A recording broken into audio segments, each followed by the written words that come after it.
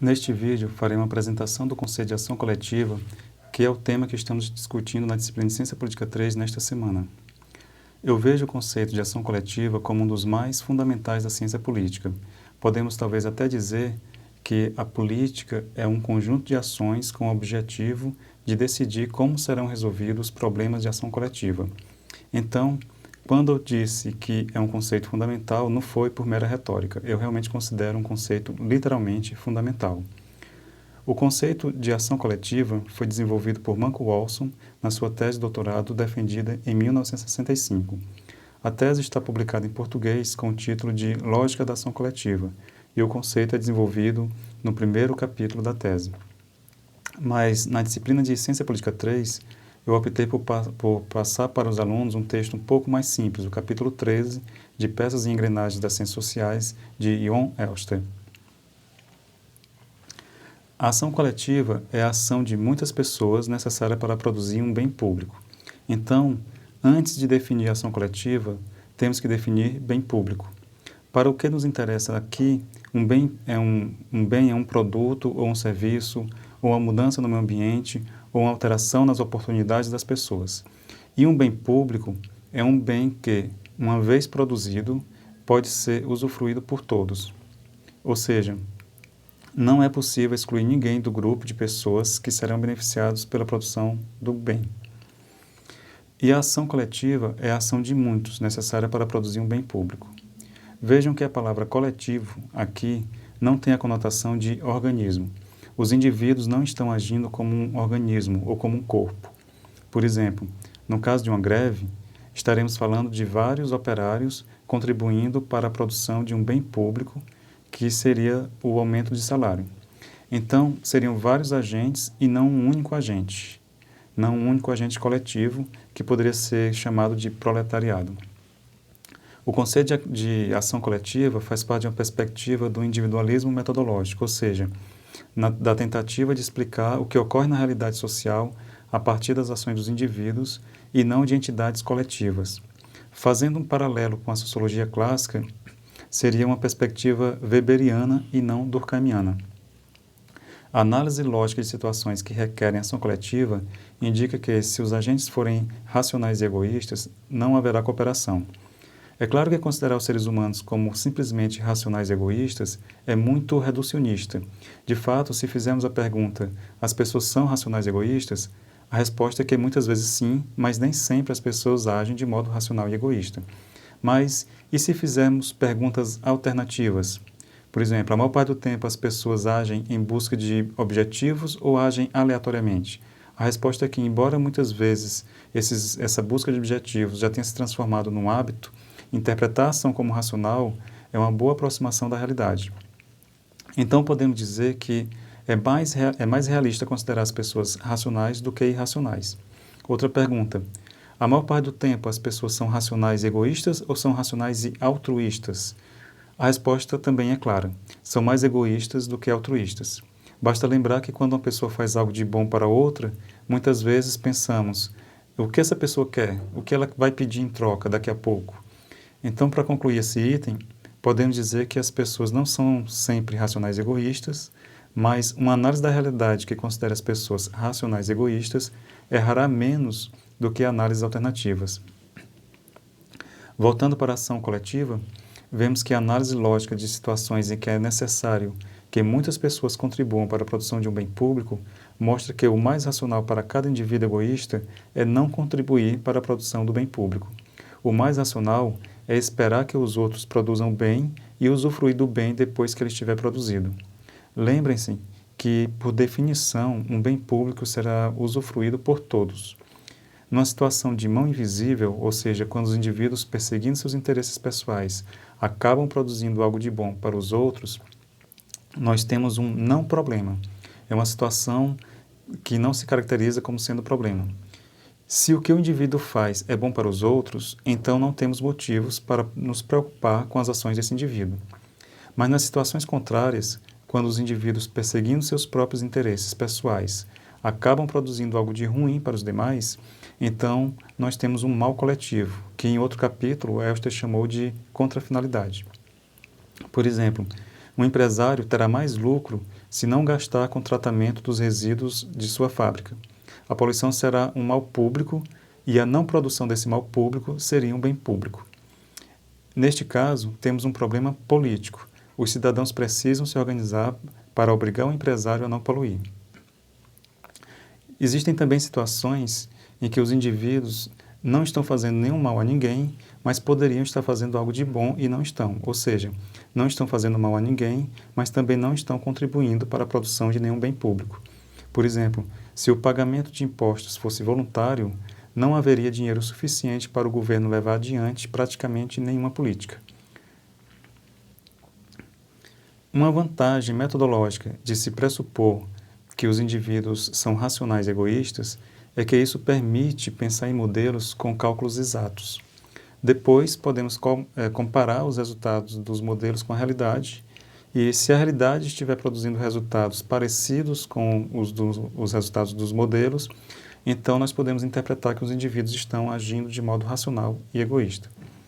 Por exemplo, vamos pensar num grupo de 5 pessoas em que cada indivíduo do grupo tem a opção de contribuir com 3 unidades de valor.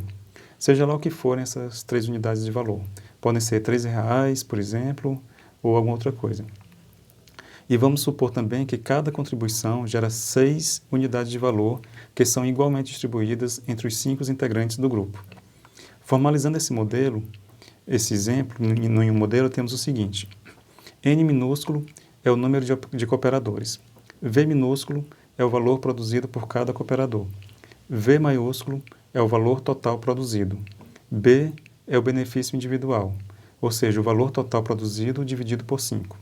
E C é a contribuição do indivíduo, ou seja, o custo individual da colaboração, que é 0 para os que não colaboram.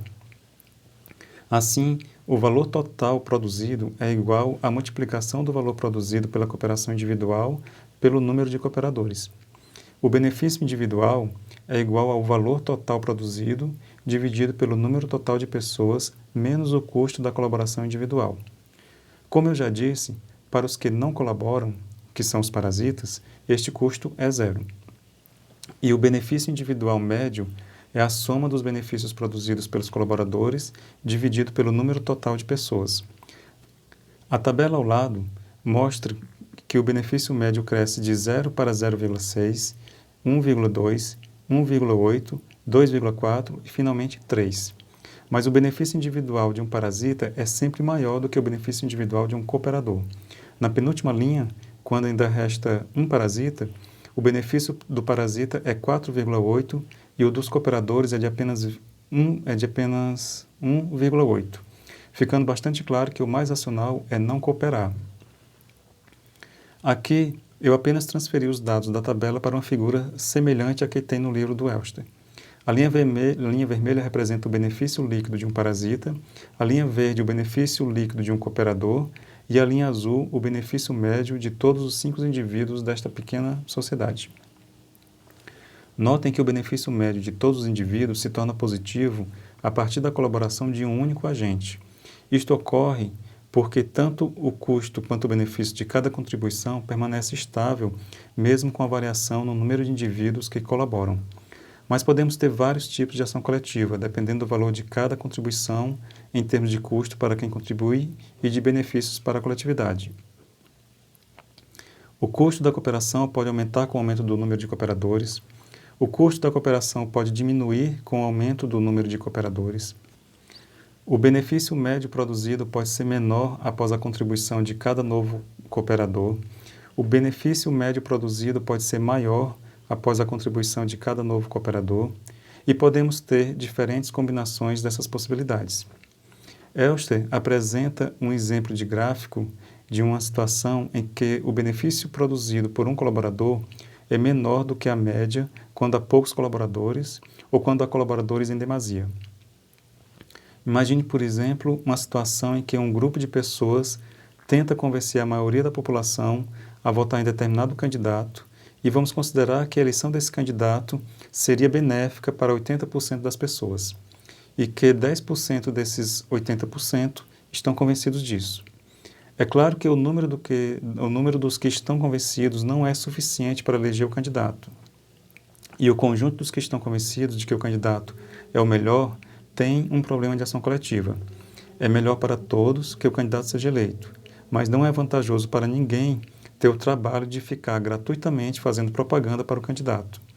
Numa situação como essa, o benefício da colaboração de cada pessoa, ou seja, a probabilidade de uma pessoa fazer propaganda conseguir mudar o voto de outra é muito pequena se a pessoa estiver agindo sozinha. Quando a pessoa diz algo que é contrário do que a grande maioria pensa, essa grande maioria acha que o sujeito é doido ou mal informado. Quando muitas pessoas dizem a mesma coisa, a tendência de quem é exposto às informações ou aos argumentos é acreditar na veracidade do que está sendo dito. Assim, a efetividade dos militantes será maior à medida que aumenta o número dos que fazem propaganda. Mas, finalmente, quando todos estiverem convencidos, novos militantes que se engajem no trabalho de fazer propaganda, estarão trabalhando à toa, porque não haverá mais muitas pessoas a serem convencidas.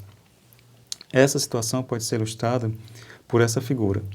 Inicialmente, quando há poucos cooperadores, o benefício produzido é nulo ou quase nulo. Sem benefício produzido, mas com custo individual da colaboração, a utilidade média para a sociedade diminui. Quando mais pessoas se engajam, maior é o benefício produzido pelas colaborações individuais, até chegar ao ponto em que os benefícios se tornam novamente menores do que os custos de colaboração. Elster apresenta um modelo de solução de problemas de ação coletiva como esse, que depende da existência de proporções adequadas de 3 tipos de altruístas. Kantianos, que fazem o que é certo sem se preocupar com as consequências, isso significa que, se o certo é colaborar, um kantiano irá incorrer no custo da colaboração, mesmo que sua colaboração isolada não sirva para nada. Seguidores de um utilitarismo coletivo, que procuram fazer o que, em média, é melhor para a sociedade. Os utilitaristas colaboram se o benefício da sua colaboração for maior do que o custo. E igualitários, que não querem explorar ninguém, mas também não querem ser otários, ou seja, eles colaboram se a maioria estiver colaborando. Fica claro que os kantianos são os mais radicalmente altruístas e que os utilitaristas são mais altruístas do que os igualitários. E eu suspeito que o igualitarismo seja o tipo predominante de altruísmo na sociedade. A propósito, não sei se expressões como ser bom é uma coisa, ser besta é outra, ou sou bom, mas não sou besta. Eu não sei se essas expressões são usadas somente no Ceará ou se são nacionais, mas elas traduzem muito bem o sentimento típico do altruísta igualitário. Um igualitário seria bom e um kantiano seria besta.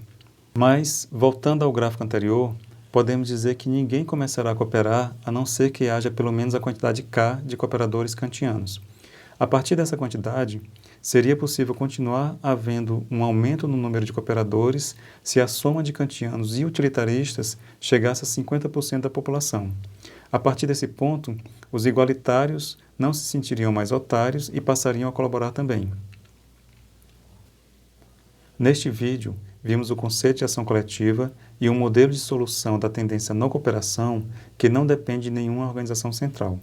O modelo de Elster, com kantianos, utilitaristas e igualitários, é interessante, mas é provavelmente de pouca utilidade no estudo de instituições políticas.